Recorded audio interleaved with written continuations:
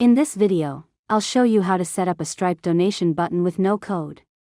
First, sign into your Stripe account.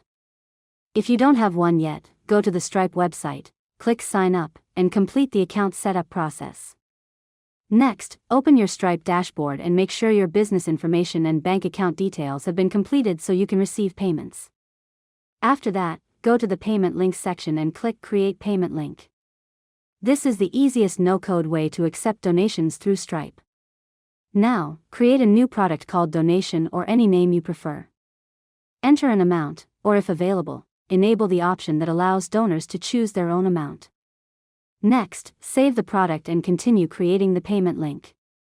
Review the settings and customize any options you want, such as collecting donor information or displaying a confirmation message.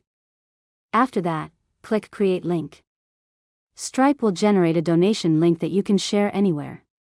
Now, copy the link and add it to your website, social media profiles, email campaigns, or anywhere you want people to make donations.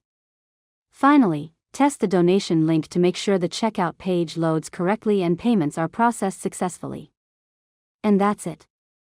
You've successfully learned how to set up a Stripe donation button with no code.